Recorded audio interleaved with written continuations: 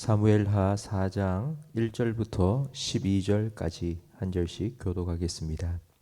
사울의 아들 이스보셋은 아브넬이 헤브론에서 죽었다 함을 듣고 손에 맥이 풀렸고 온 이스라엘이 놀라니라.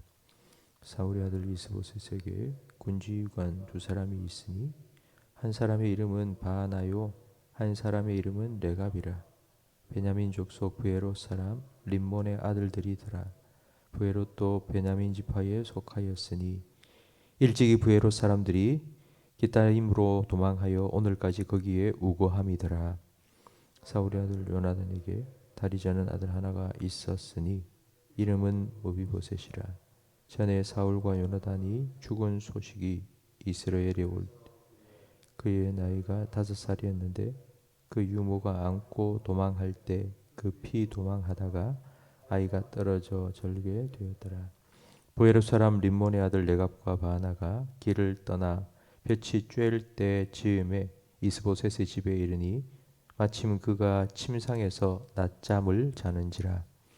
레갑과 그의 형제 바하나가 밀을 가지러 온치하고 집 가운데로 들어가서 그의 배를 찌르고 도망하였더라. 그들이 집에 들어가니 이스보셋이 침실에서 침상 위에 누워 있는지라. 그를 쳐 죽이고 목을 베어 그의 머리를 가지고 밤새도록 아라바 길로 가 헤브론에 이르러 다윗 왕에게 이스보셋의 머리를 들이며 아뢰되 왕의 생명을 해하려 하던 원수 사울의 아들 이스보셋의 머리가 여기 있나이다. 여호와께서 오늘 우리 주 되신 왕의 원수를 사울과 그의 자손에게 갚으셨나이다 하니 다윗이 브에롯 사람 림몬의 아들 레갑과 그의 형제 바하나에게 대답하여 그들에게 이르되 내 생명을 여러 환난 가운데서 건지신 여호와께서 살아계심을 두고 맹세하노니 전에 사람이 내게 알리기를 보라 사울이 죽었다 하며 그가 좋은 소식을 전하는 줄로 생각하였어도 내가 그를 잡아 시글락에서 죽여서 그것을 그 소식을 전한 가품으로 삼았거든. 하물며 악인이 의인을 그의 집 침상 위에서 죽인 것이겠느냐. 그런즉 내가 악인의 피 흘린 죄를 너희에게 갚아서 너희를 이 땅에서 없이 하지 아니하겠느냐 하고 청년들에게 꼭 그들이 죽이고 수족을 베어 헤브론 목가에 매들고 이스보셋의 머리를 가져다가 헤브론에서 아브넬의 무덤에 매장하였더라. 아멘. 아웅산 폭탄 테러 사건을 여러분 다 기억하실 것입니다. 1983년 10월 9일 미얀마를 방문했던 우리나라 장관 여러 명이 그 폭탄 테러로 목숨을 잃었습니다. 오늘 아브넬의 죽음, 이 죽음도 아웅산 폭탄 테러와 비슷합니다. 자기 나라에서 뭐 사고나 아니면 전쟁을 하다 죽은 것이 아니라 다른 나라에 가서 다윗과 평화 협정을 맺기 위해서 유다로 내려갔다가 거기서 암살을 당했습니다. 이 소식을 듣고 가장 크게 충격을 받은 사람이 바로 이스라엘의 왕 이스보셋입니다. 1절 말씀에 보니 사울의 아들 이스보셋은 아브넬이 헤브론에서 죽었다 함을 듣고 손에 맥이 풀렸습니다. 손에 맥이 풀렸다는 말은 손가락 하나 까딱할 정도로 까딱하지도 못할 정도로 힘이 쪽 빠졌다는 뜻입니다. 이스보셋은 이스라엘의 왕입니다. 하지만 이름만 왕일 뿐입니다. 실제 권력은 아브넬이 잡고 있었습니다. 이스보셋은 아브넬이 없으면 아무것도 할 수 없는 명목뿐인 꼭두각시였습니다. 그런데 아브넬이 죽었으니 이제는 자기 혼자 아무것도 할 수가 없으니 힘이 빠져버린 것입니다. 성도 여러분, 이런 이스보셋의 모습은 사람을 의지한 결과입니다. 아무리 내가 믿고 따르는 그 사람이 힘이 있고 강하다 할지라도 사람은 사람입니다. 시간이 지나면 약해지고 내가 너 도와주겠다고 약속한 그 마음도 변할 수밖에 없습니다. 그래서 하나님께서는 이사야 2장 22절에 인생을 의지하지 마라. 인생은 그 호흡이 코끝에 달려있을 뿐이다. 오직 여호와를 의지하라. 그가 너의 방패요 너의 도움이시라고 말씀하셨습니다. 2절 말씀에 보니 이제 아브넬을 대신하여서 군을 지휘할 군 지휘관 2명이 있었는데 그 두 사람의 이름은 바하나와 레갑입니다. 이 바하나와 레갑은 이제 이스보셋 왕을 만나기 위해서 왕의 집으로 갔습니다. 그때가 볕이 쬐일 쯤 한낮이었는데 집에 들어가 보니 왕이 침실에서 침대에 누워 자고 있었습니다. 그러니까 믿고 의지하던 아브넬이 죽었다는 소식을 듣고 맥이 풀렸으니 이제 무기력해진 겁니다. 그래서 한낮에도 쿨쿨 잠에 빠져 있었습니다. 근데 이런 왕의 모습을 본 레갑과 바하나는 너무 실망을 한 것입니다. 너무 한심해 보였습니다. 그래서 이 나라에는 소망이 없다 생각하고는 자기 왕을 죽이고 그 머리를 베고 그 머리를 들고 다윗에게 달려갔습니다. 밤새도록. 아마 밤새도록 달려가면서 두 사람은 이렇게 생각했을 겁니다. 이 머리를 보면 다윗이 기뻐할 거야. 우리에게 상 줄 거야. 이런 생각에 피곤한 줄도 모르고 달려갔을 것입니다. 그리고 다윗 앞에 이스보셋의 머리를 탁 내어 놓으면서 이렇게 말합니다. 8절 말씀에 보니 왕의 생명을 해하려 하던 원수 사울의 아들 이스보셋의 머리가 여기 있나이다. 여호와께서 오늘 우리 주 되신 왕의 원수를 사울과 그의 자손에게 갚으셨나이다. 하나님께서 이렇게 하셨다라고 말하고 있습니다.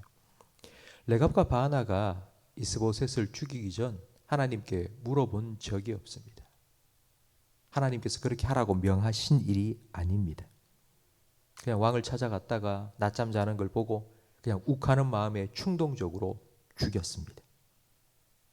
하나님의 이름을 자꾸 들먹들먹하는 이유는 하나님의 이름으로 자신이 저지른 살인죄를 포장하기 위해서입니다. 우리도 신앙생활을 하다가 살아가다 보면 가끔씩 이런 말을 할 때가 있습니다. 하나님께서 이거 하셨다고. 하나님을 위해서 이거 해야 된다고. 이런 이야기를 할 때가 종종 있습니다. 그런데 우리가 이런 말을 하나님을 위해서 하나님께서 하셨다. 이런 이야기를 하기 전에 반드시 우리는 하나님의 뜻을 먼저 구하고 그게 하나님의 뜻이라는 확신이 있다면 반드시 그 뜻에 순종하는 것이 우선되어야 합니다. 만약 그렇지 않고 하나님의 이름을 덜먹거리면 여호와의 이름을 망령되이 일컫지 말라는 10계명의 세 번째 계명을 어기는 것입니다. 다윗이 이 일을 어떻게 처리했는지 12절 말씀에 나옵니다. 청년들에게 명령하며 곧 그들을 죽이고 수족을 베어 헤브론 못가에 매달고 자기 이익을 위해서 이 머리를 잘라가면은 자기에게 상 줄 거라는 그런 기대를 가지고 헛된 기대를 가지고 이스보셋을 왕을 죽이고 다윗에게 바친 레갑과 바하나 두 사람을 사형시켰습니다.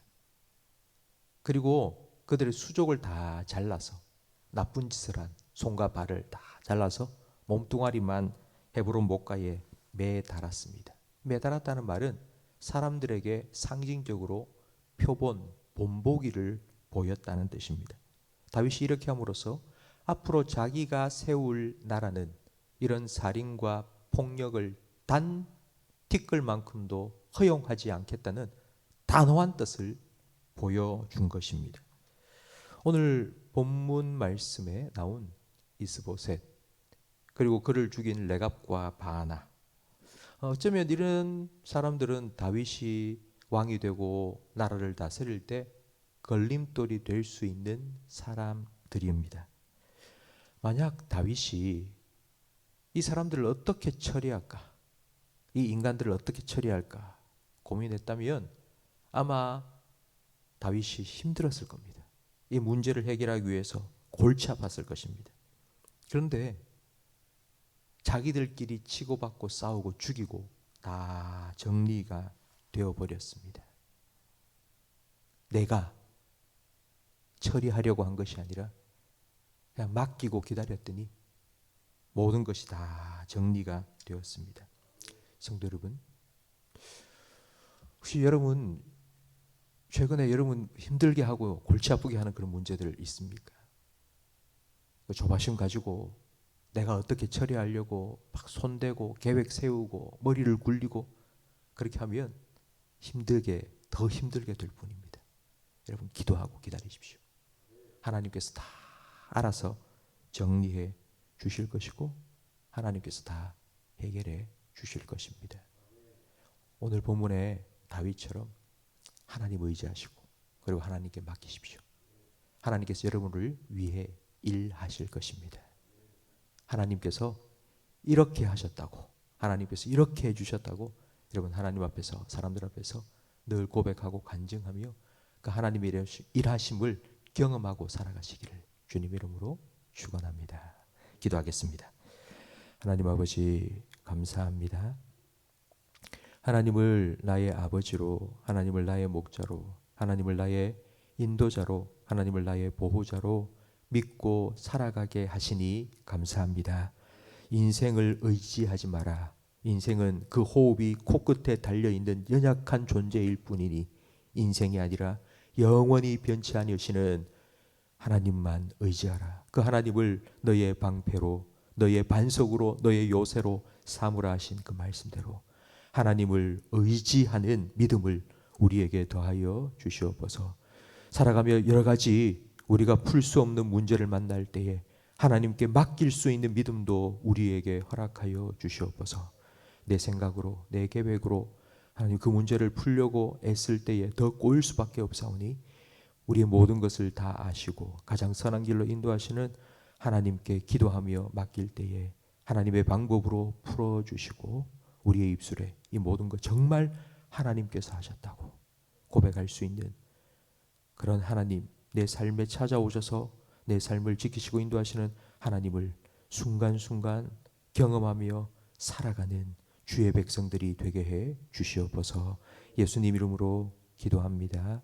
아멘.